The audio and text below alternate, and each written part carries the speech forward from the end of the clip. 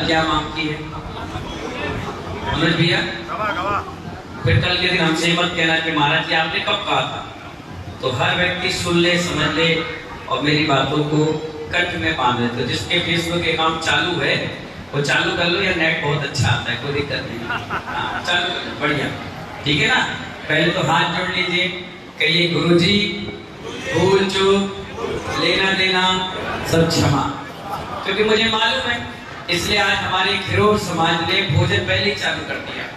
कोई रूठ के भागे गुस्से में, भैया नहीं खाए हम ही खा ले जाओ, तो इससे अच्छा पहले पेट भर लो, बढ़िया हम भी आहार करके फ्री होकर आए। इसलिए हमारे महाराज भी फ्री होकर आए। देखिए चातुर्मास एक ही स्थान पर होगा। अगर मेरे पास कोई ऐसी रिद्धि होती कि 4-5 रूप बना लूं तो मैं वाकई में हर जगह जाकर के चातुर्मास कर लेता।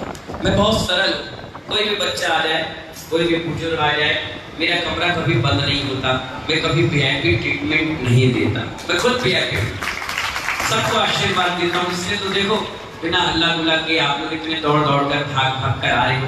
पिछले साल आपने लाखों करोड़ों रुपए का चातुर्मास कराया, किसी ने अरबों रुपए का कार्यक्रम कराया, कितने सारे प्रोजेक्ट आपने बनाए, फिर भी आप मुझे लेकर जा रहे हो। क्यों? क्योंकि कुछ ना कुछ बात आपको लगी। हाँ महाराज जी कुछ है, कुछ बात है। चाहता तो लाखों रुपए की कोई नहीं लगाता। मैंने कहा नहीं, सबका भला होना चाहिए, सबका अच्छा होना चाहिए। मेरे हमारे नरेंद्र भाई नेहरू डबरा से आए हैं, पिछले चतुर्मास में उनको मुख्य संयोजक बनाया, पंचायत का महामंत्री बनाया। उनको मालूम है, वो मुझसे कहते थे महाराज जी इतनी मेहनत करते हो, 4 टाइम पढ़ाते हो, एक टाइम आराम कर लो। मैंने कहा नीरू भाई अनादिकाल से आराम करते आए हैं, अगर ये उपयोग मेरा लगा रहेगा तो अंत समय में मेरी समाधि संलेखन अच्छी होगी। वही सब चीजें मुझे तत्वार्थ सूत्र, समय सार, मूलाचार, ऋण सार, इष्टोपदेश, क्षय ढाला, सारी चीजें बार बार स्मरण में आती रहेगी। और मैं अगर बात करते रहूंगा, गप्पे मारते रहूंगा, इधर उधर की बातें करूंगा तो अंत समय में यही सब चीजें मुझे दुखदाई बन जाएंगी। इसलिए मेरा जीवन पढ़ने पढ़ाने के लिए मेरा जो ब्रह्मचर्य व्रत हुआ सुद पंचमी को हुआ, मेरी ड्रेस चेंज हुई तो सुद पंचमी को हुई, और मेरी जब दीक्षा भी हुई तो सुद पंचमी को हुई। इसीलिए जब भी मैं प्रवचन करता हूँ एक पुस्तक मैं हमेशा अपने साथ रखता हूँ, चाहे ज्ञान दान कोई करेगा। और मैं ये नहीं चाहता कि आपने 31,000 रुपए दिए, आपने 11,000 दिए तो मैंने इसको लिया अलमारी में बंद कर दिया। नहीं, चाहे एक पेज पढ़ूंगा जरूर। आप ये नहीं कह सकते कि महाराज जी ने हमारी पुस्तक को पढ़ा नहीं, देखा नहीं। मनोज जी ने सेक्टर 4 मुद्रा में बोला कि 10-12 ग्रंथ आपको दिलवा देते। मैंने कहा मैं पढ़ूंगा ही नहीं तो मैं लेके क्या करूं, आपका दान बेकार हो जाएगा। इसलिए मैं ऐसा काम कराता हूं कि मेरे मरने के बाद भी आपको ज्ञान दान का फल मिलता है। मूर्तियां दान कराता हूं कि मरने के बाद 100, 200, 500 साल तक मूर्ति आपको पुनः आभाएं देते रहे। ऐसा काम करके जाता हूं जिससे कि जाने वाले के बाद, जैसे कई संत आपके चौके में आहार करते तो आप डर जाते हो, भय खाते हो और आप कहते हो कि अब चौका नहीं लगाएंगे।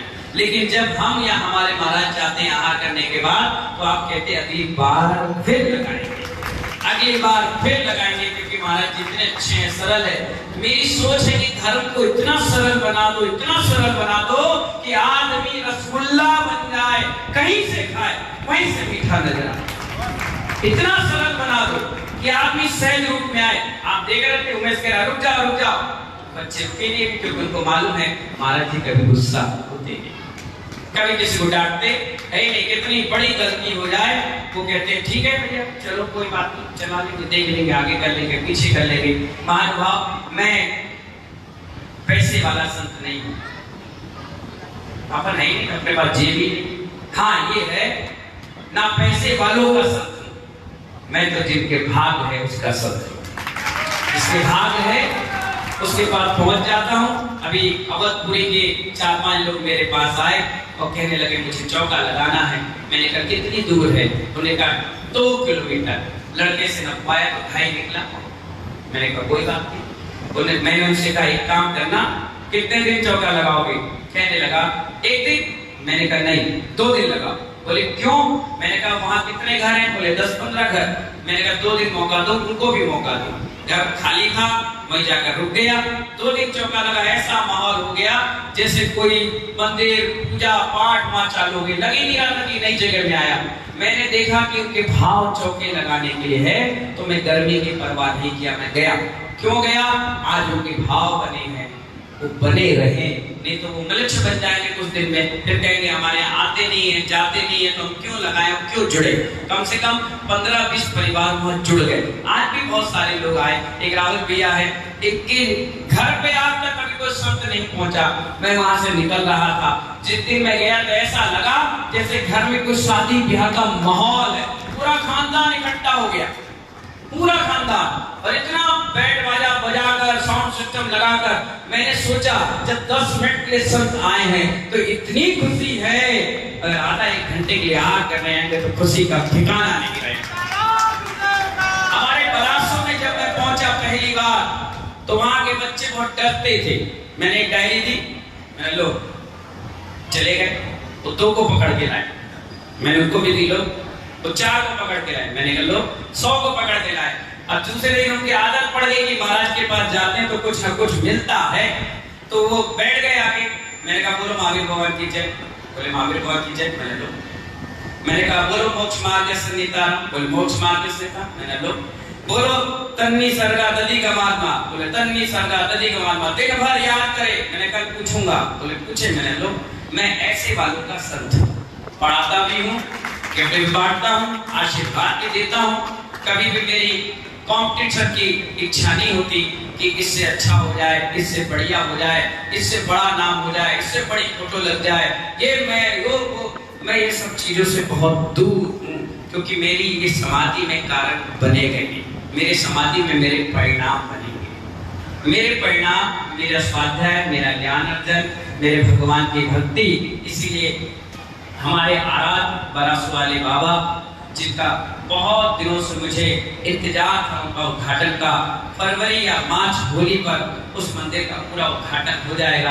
हमारा एग्रीमेंट है उस मंदिर के बनाने का। पता नहीं क्या नियोग सहयोग है, जब जब जाता हूँ एक नई उपलब्धि वहां मिलती है। 123 उपवास की मैंने साधना की है वहां पर। कितनी? जब भी मैं गया मिलू गया, तब मैंने उपवास किया। 26 का तब मैंने उपवास किया। हमारे अध्यक्ष मंत्री को सदस्य कहते थे कि महाराज जी आप इतना उपवास क्यों करते हो? मैंने कहा इस स्थान पर रहकर मुझे एनर्जी मिलती है साधना करने की, तपस्या करने की, और वो एनर्जी में जाकर 6-8 महीने में सबको देकर आ जाता हूँ और सब प्रसन्न हो जाते हैं। मैं भट्टारक कोठी में दीक्षा लिया हूँ सोनागिर पे, तो वहां की एनर्जी अलग शांतिनाथ भगवान की मिलती रहती है। इस बार मैंने उनसे कहा था कि कुछ वहां प्रोजेक्ट लॉन्च करो।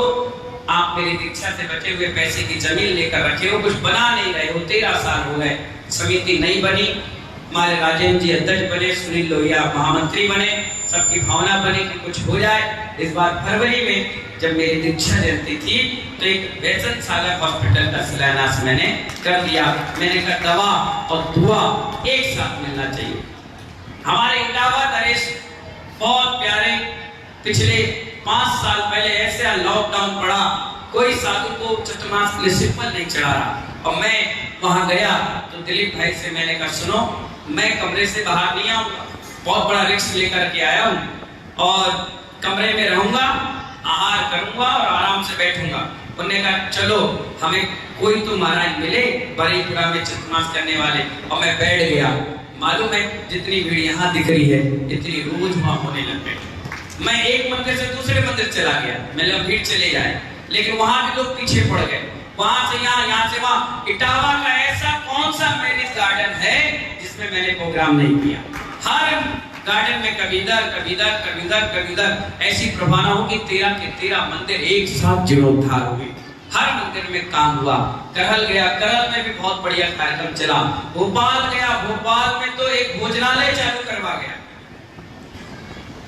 150 किलो चांदी इकट्ठी करवाकर महारत का भी काम करा के आ गया। विराट कोहली का कार्यक्रम कर गया, डबरा वाले भी पीछे नहीं रहे। हमारे विनोद जी अध्यक्ष, राम जी लाल जी, हमारे कोमल चंद जी, नीरू भाई, हमारे सुरेश चाचा, ऐसे बहुत बड़ी, हमारे महावीर भैया, बहुत बढ़िया टीम, युवा टीम। और उस चातुर्मास को 19-18 साल के बाद, 20 साल के बाद कराने का अवसर मिला। दो मंदिर बनकर तैयार हुए, एक चंदाबलू मंदिर, एक महावीर भगवान का मंदिर। तीन संत भवन उनको मैंने चातुर्मास में दिए, एक शहर में, एक सोनागिर के बीच में और एक डबरा से ग्वालियर के बीच में, जिनका शिलान्यास भी कर दिया और उसका काम भी धीरे धीरे प्रारंभ हो गया। मेरी सोच ये होती है कि साधु आए हैं तो कुछ ना कुछ उनके लिए, उनके निमित्त से उस समाज का भला होना चाहिए। कल के दिन वर्षा योग हो जाए, उसके बाद कौन याद रखता है फोटो को और पोस्टरों को। कुछ ऐसा स्थायी काम करके जाओ कि आने वाली पीढ़ियां आपको धन्यवाद दे जाए। परासो महातीर्थ मैं जहां रहूंगा, मेरा शरीर वहां रहेगा लेकिन आत्मा परासो में रहती है। एक दिन मेरी तबीयत खराब हो गई, घाटी गांव के आए हैं, वहां से मैं शाम के बिहार करके आया। रात के अचानक से क्या हुआ पता नहीं, मुझे दिक्कत आ गई, वॉमिटिंग होने लगी, मैं बेहोश होकर गिर गया और गिरते ही लड़के जो थे वो मुझे हाथ पैर में मालिश करने लगे। तो मालूम है मेरे मुख से आवाज क्या निकली? परासो वाले बाबा की जय, परासो वाले बाबा की जय। लड़के कह रहे हैं महाराज को कोई सवारी आ गई। जब मैं सुबह उठा मेरे से कह रहे कौन सी सवारी आई थी महाराज जी? मैंने कहा कि सवारी आई, पागल गए? बोले नहीं आप परासो वाले बाबा की जय कह रहे थे। मैंने कहा अरे यार, रोम रोम में सांस सांस में परासो वाले बाबा बसे हैं। मैं तो हर काम उन्हीं के नाम से स्टार्ट करता हूँ और इसीलिए इतनी ऊंचाइयों पर 5 साल में 46 पचकड़ा और 47 बार के सामने 63 मंदिरों का जीर्णोद्धार इतने कम समय में कौन कर पाता है? महानुभाव, परासो का बड़ा मन है चातुर्मास करने का, लेकिन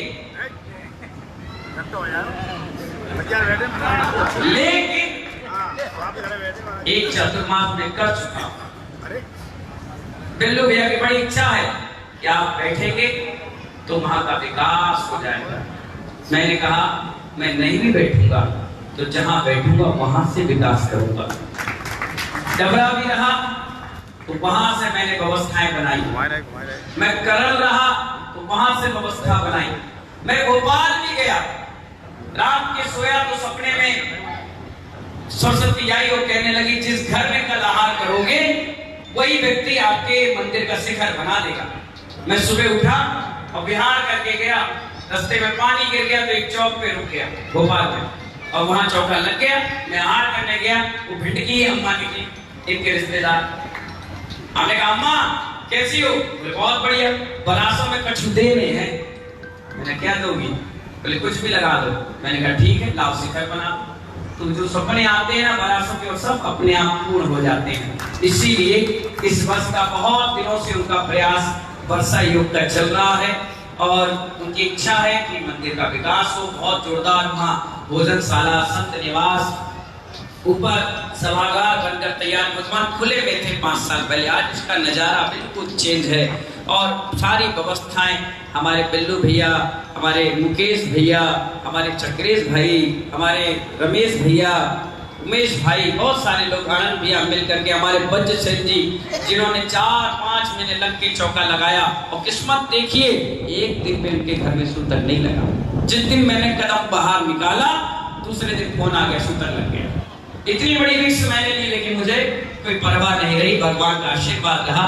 इसलिए 2 चातुर्मास मैंने यूपी में, एमपी में करके आ रहा हूं। इस बार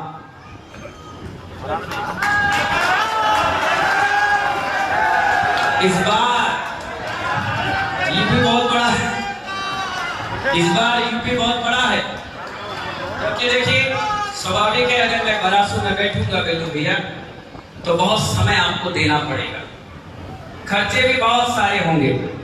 मैं चाहता हूं वो खर्चा आपका मैनेज हो जाए और कुछ अच्छी मोटी व्यवस्था वहां हो और आने वाले फरवरी में, जनवरी में 2-2.5 महीने ऐसा समय मैं आपको दे दूं, जो काम 4 महीने में होता है वो सिर्फ 2 महीने में हो जाएगा, इतना मुझे मालूम है।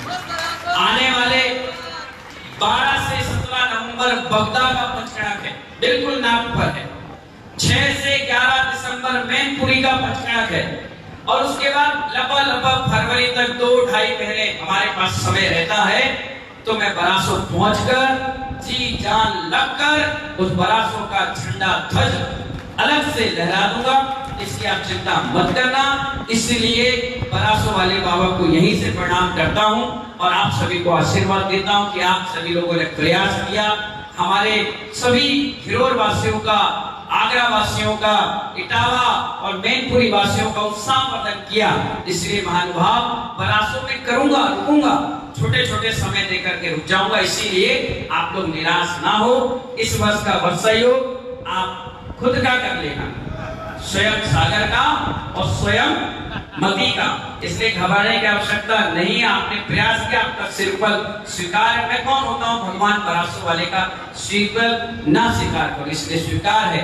मैनपुरी में भी काम बहुत है, इसलिए वो अपने काम को अंजाम दे, इसलिए उनको भी बस सहयोग नहीं मिलेगा। मैं जहां रहूंगा वहां से आशीर्वाद देना। इटावा बहुत देर से जागा है। कहां है इटावा? बड़े देर से जागा है। कोई बात नहीं, जहां रहूंगा वहां से आशीर्वाद देना, क्योंकि बरासो जाऊं चाहे सोनागिर जाऊं, रास्ता तो इटावा पड़ता ही है। दाना पानी वहां का लिखा ही है, लेके ही जाना है। रही बात सोनागिर सिद्ध भूमि की, स्वाभाविक है जब 10 तारीख को यहाँ मैं चातुर्मास पंचकरण प्रतिष्ठा महोत्सव एंड करूंगा, तो इतनी तेजी से मैं पहुंच भी नहीं पाऊंगा, मजबूरी है। खैर इतना मैंने वहां के लिए कर दिया है। आप उसी व्यवस्थाओं को सुनील लोहिया जी, कहाँ गए, राजेश लाला जी, हमारे राजेंद्र घाटी गांव जी, जो व्यवस्था मैंने बनाकर आपको दे दी है उसी को चालू कर दो। हो सकता है होली के बाद मैं वहीं जाऊंगा, सो पकड़ लेना, आने मत देना, आने मत देना, वहीं बैठा लेना भगवान शांतिनाथ के चरणों में। इसीलिए मेरे पास काम बहुत है, समय बहुत कम है। मेरा नियम है मैं 50 साल के बाद फिर चतुर्मास की स्थापना नहीं करूंगा।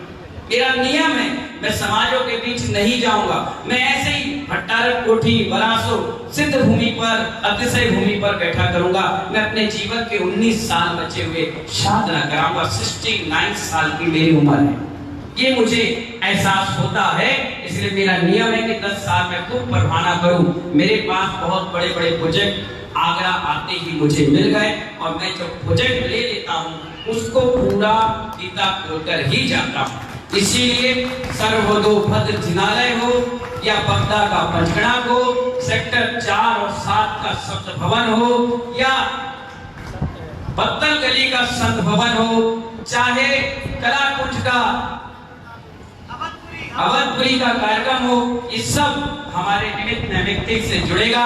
इसलिए इस वर्ष का अर्पित में वर्षा योग आगरा के लिए दिया जाता है।